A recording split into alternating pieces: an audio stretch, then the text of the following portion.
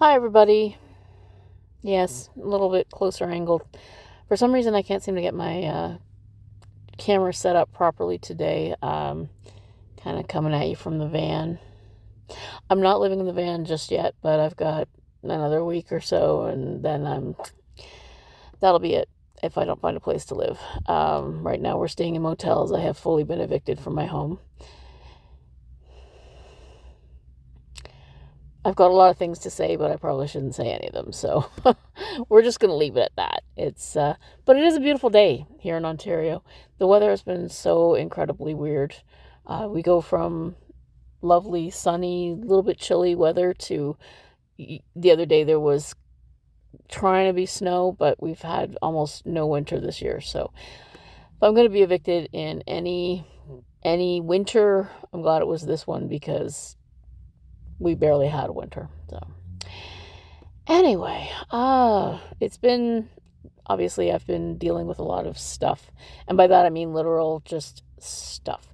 You don't realize how much stuff you accumulate in 11 years in any place.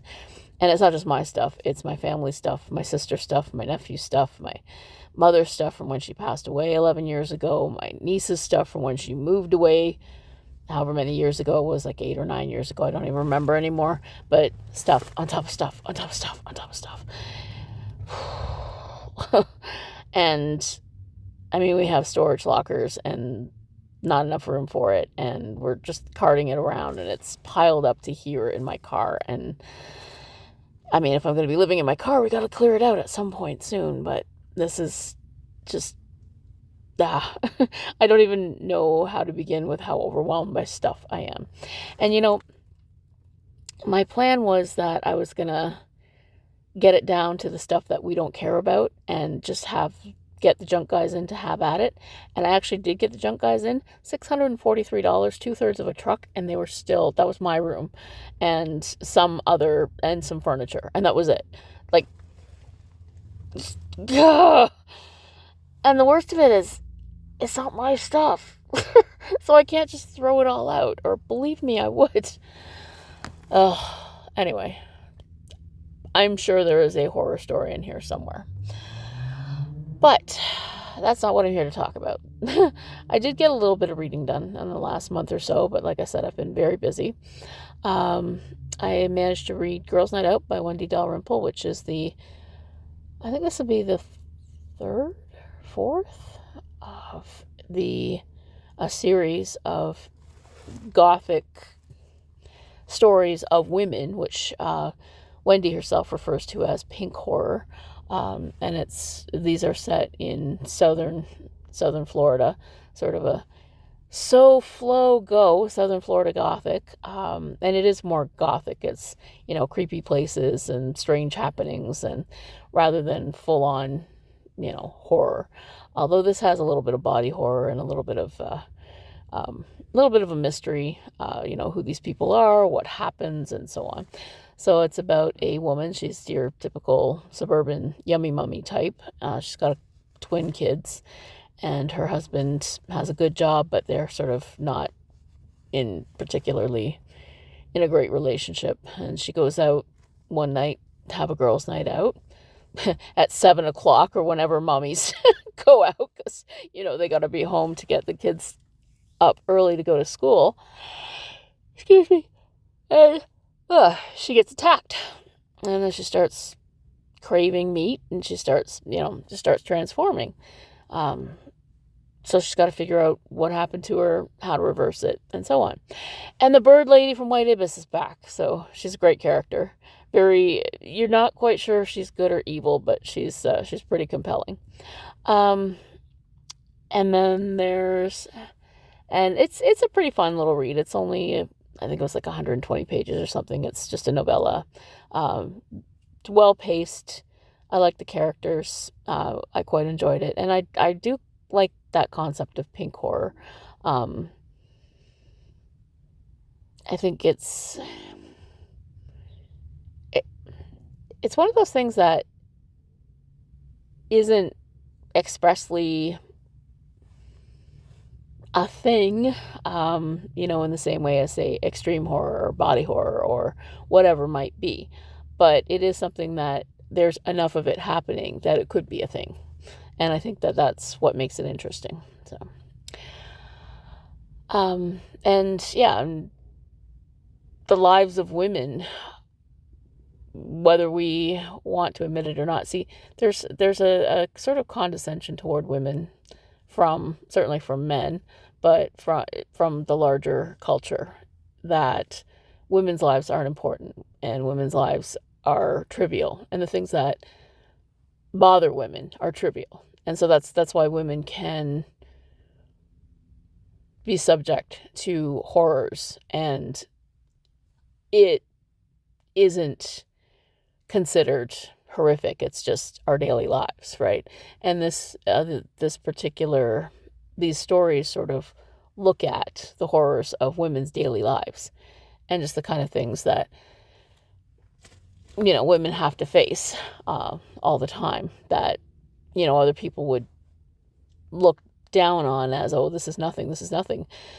But yeah, it's some pretty horrific stuff that's happening. So I quite enjoy the way that the concept of pink horror really opens up and examines those lives of women as, yeah, this is some pretty horrific stuff and it's happening. And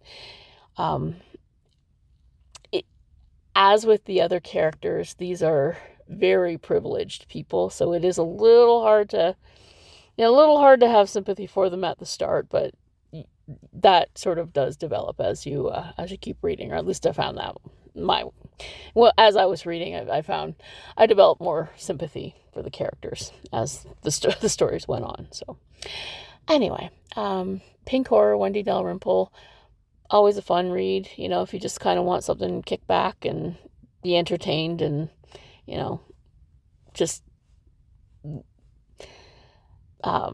get through it pretty quickly. It's an enjoyable read. I've also been listening to the audiobook of The Devil in Silver by Victor LaValle. Yet another of the Chirp audiobooks that I'm such a fan of. Again, I'm not sponsored or, monetized in any way. I'm just a big fan. Chirp audiobooks. This one was, I believe, $5, and can't go wrong. It's a story about a guy who, he's just kind of an ordinary guy, gets in a fight, and the cops throw him into a mental institution. And he meets up with the people who live there. And I had a friend one time who said, if you ever want to know just how not crazy you are, spend some time in a mental institution. You'll realize you're not crazy.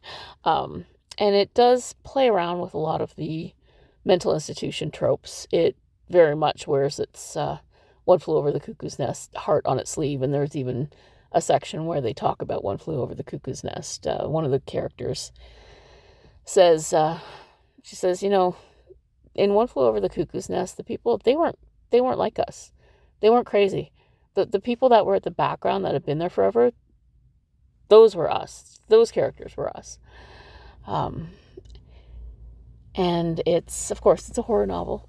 So how do you break out of that story about characters in this situation? Because there's only so much you can do with a bunch of people running around a hospital medicated, right?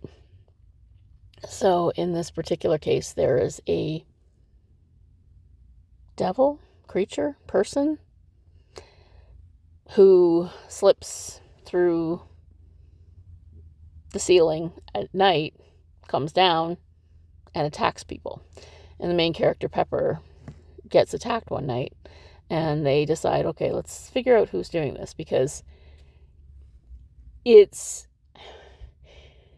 drawn in such a way that this could be a person, this could be an actual devil, this could be a monster, this could be, who is this? And we never spend enough time with this devil to figure out, who it is and what it is. But like I said, I'm only halfway through, so I'm sure all of the secrets will be revealed, or maybe not. We'll see. But so far, it's quite an enjoyable audiobook. And then the last thing that I managed to read, oh boy, this one was quite a trip. MUKBANG by Aliana Poe. Now, okay, first of all, again, I'm not a big reader of extreme horror. Never have been, probably never will be. And this is definitely on the more extreme end of things. There's a lot of gross out. There's a lot of extreme horror takes the things that make people go, ugh, and really just grinds into them. For that reason, as I was reading it, okay, again, as a fat person, I'm going to say most of us do not have hygiene that freaking bad. Even on our worst days, we're not crawling with maggots, I'm going to tell you. So it just come across a little fat phobic when the guy, pulls up his dick and his penis is being eaten by maggots. It's like, that's just, no. Like, what the fuck? But anyway,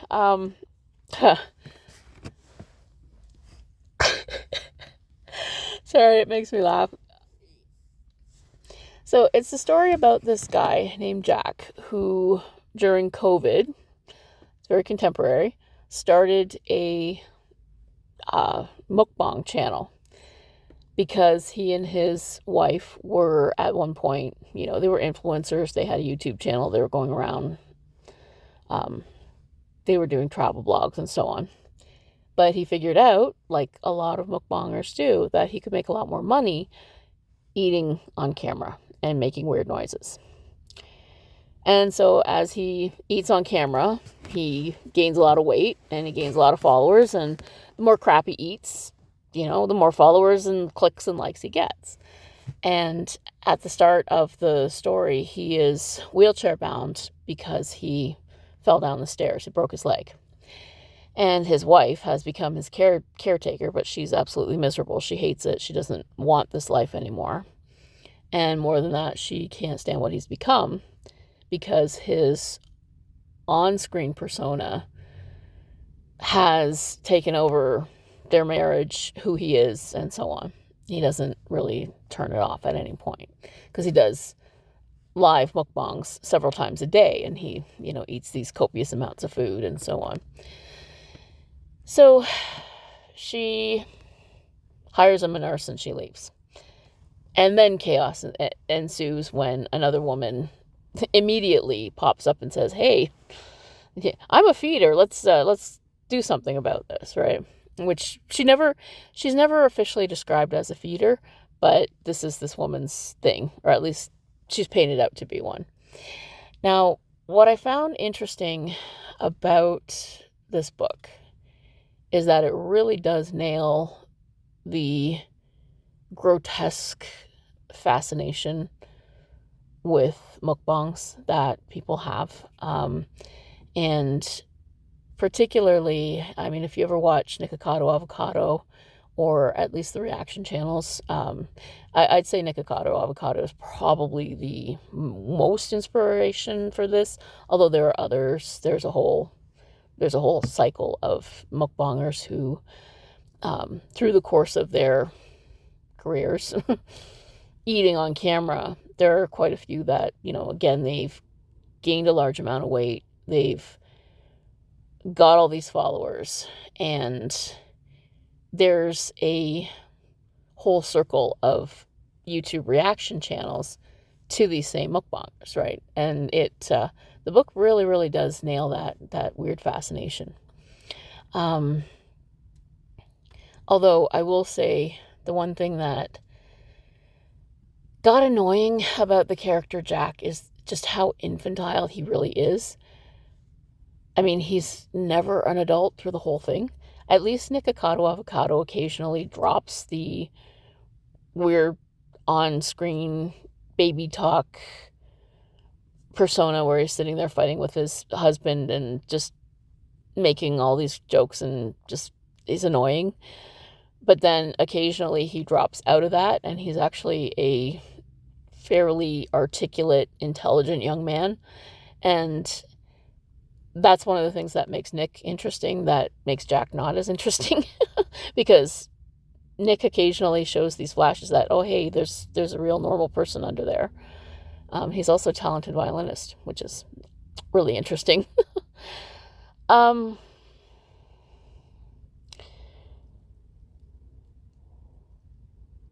the setup of it, I think, takes a tonal shift into the more extreme horror and the grossness of it.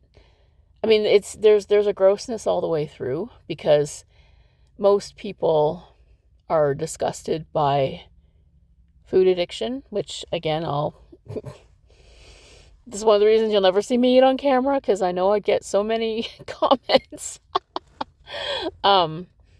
But the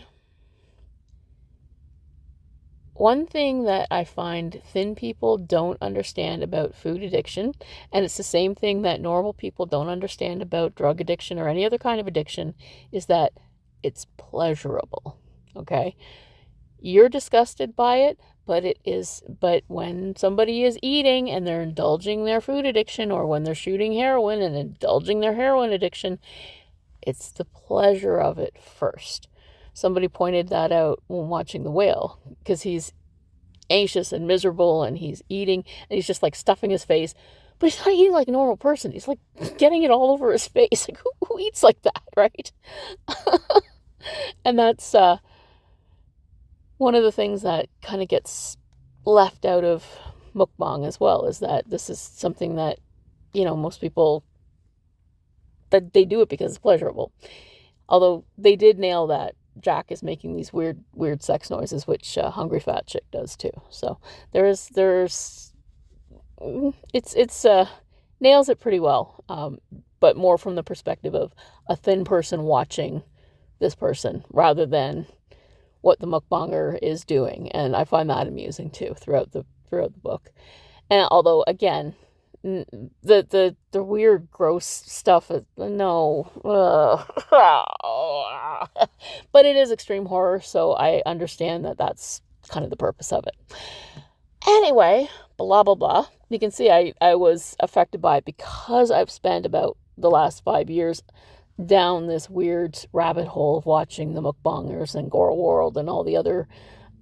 That's one of my weird fascinations with the things on YouTube. So maybe next Aliana will write a book about true crime horror.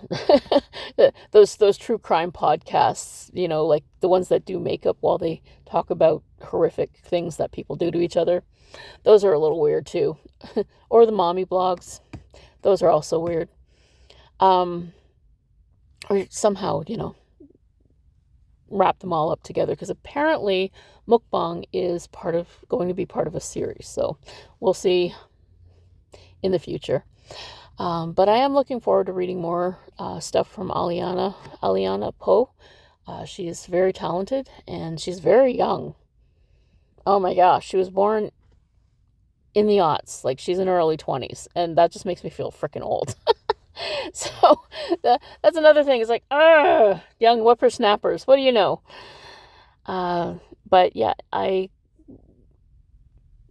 had a pretty good reading run with between Wendy Dalrymple and Aliana Poe and the audiobook. The only other thing that I did this month was I downloaded with The Crow reboot, remake, whatever coming out. Of course, they Amazon put it on sale for like $2.99, so I bought it. Unfortunately, it's on my phone and it's teeny tiny. I can't read it. I can't read graphic novels on my phone, and everything else is packed away. I don't know where it is, so it's going to be a while till I can read The Crow properly. So I just thought that was amusing. My feelings about The Crow: I absolutely loved the 1994 film. I don't know enough about the graphic novel or comic books to be able to comment on it one way or the other. But, I mean, 1994, that was my jam, right? I mean, I'm of a certain age. I loved the movie. You've never seen so many ads for Doc Martens. It's a great Halloween movie. R.I.P. Brandon Lee. I can't see anybody else in that role. every other sequel version, the TV show, they were all terrible. I don't have high hopes for the new one. I really don't. As far as the writing, the directing, and so on. But I will say that Bill Skarsgård, he has been really tremendously watchable, and he's a great character actor in everything I've ever seen him in. So my prediction for the film is that the film will be terrible, but Skarsgård will put in a very sincere performance, as he always does. So I would watch it just for him. Anyway, that's my take on it, and I've been yap for some time. As you can tell, I'm pretty scattered. I want to try, over the next few weeks, I want to try and get back to some kind of normalcy. But I hope you're reading lots of horror. Have a great day.